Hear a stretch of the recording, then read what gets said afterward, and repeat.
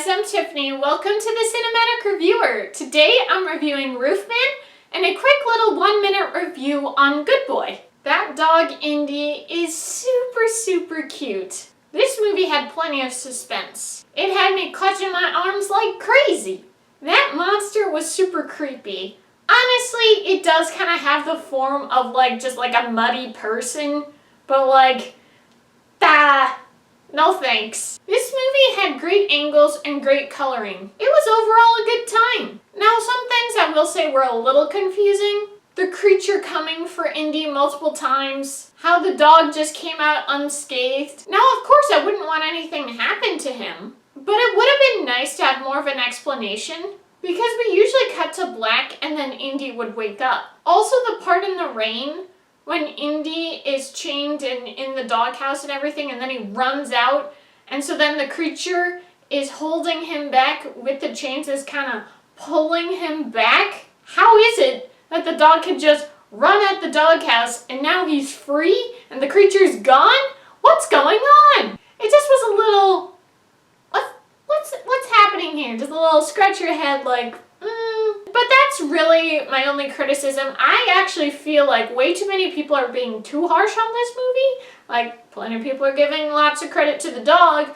but that's about it. And it's you guys could be a little bit nicer. So Roofman, I was very pleased with. I'm glad it ended up being a movie that the first time I saw the trailer, I was like, let's go see it. It is really rare to have that happen these days. Now, speaking of the trailer again, I do think the trailer gave off more comedic and silly vibes. I was definitely more anticipating a little bit more comedy in the movie, and it was definitely more serious than the trailer led you to believe, which is fine. I'm not saying this as a con, just one of those of sometimes the trailer has your expectations for something very not the way the actual product is. The movie is not quite as silly and comedic as you would think from the trailer, but it was a very pleasant time. I was very pleased with it. It tells a true story of this guy, Roofman, who committed 45 burglaries,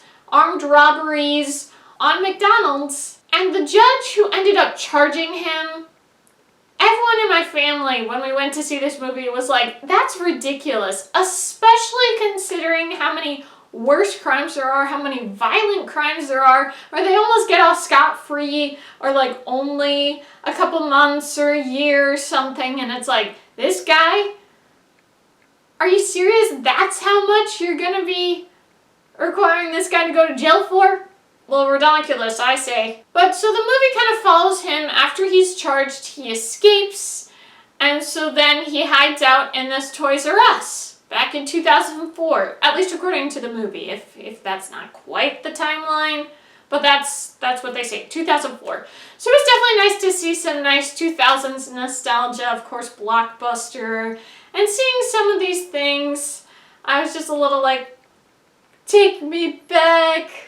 I would definitely prefer seeing some of the businesses that still existed at the time, and definitely some of this less social media times, and certainly our political and social climate. It's yeesh, let's get out of here. But the performances were great. Channing Tatum was awesome. He was so good. He really brought it his all. He really made you feel.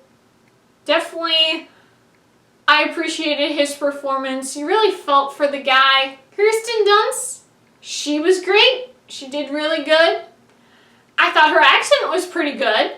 I would just say in general, the performances were very good. Peter Dinklage, as always, is the jerk. He wasn't on screen as much, but he definitely was typical Peter Dinklage style, as you would expect. All in all, this is a very enjoyable movie. I definitely don't want to spoil too much, because I definitely think it's something that's worth seeing in theaters. It definitely does have some fun comedic moments, some silly moments. It's just a little bit more serious. It definitely sometimes pads the runtime a bit. They sometimes do music. They sometimes have them doing performances with music. And if it was one time, fine. But this happens 3-4 times. It was a little are you serious, guys? This is taking forever.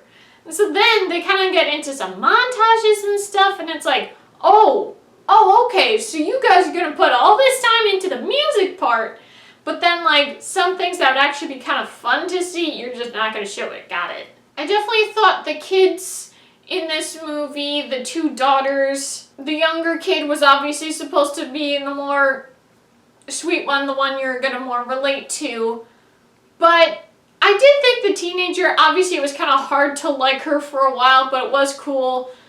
With something that happens with a car and everything, that she ends up really liking Channing Tatum, definitely warming up to him and everything. It was just a decent movie. It was really good. I'd say of the 23 movies I've seen in theaters this year, this has to be number 5. I really, really liked it. And they definitely did good with the end where they kind of explain what's happened and everything, showing the picture of the actors and then the actual picture of the people and everything, and just a little bit of the news reporting back from 2004 and everything. That was definitely cool. I think this was a very good movie, very enjoyable. Overall, a very good time. I'm pleased with it. Thank you guys so much for watching. I hope you enjoyed. If you did, be sure to give this video a big thumbs up, comment below.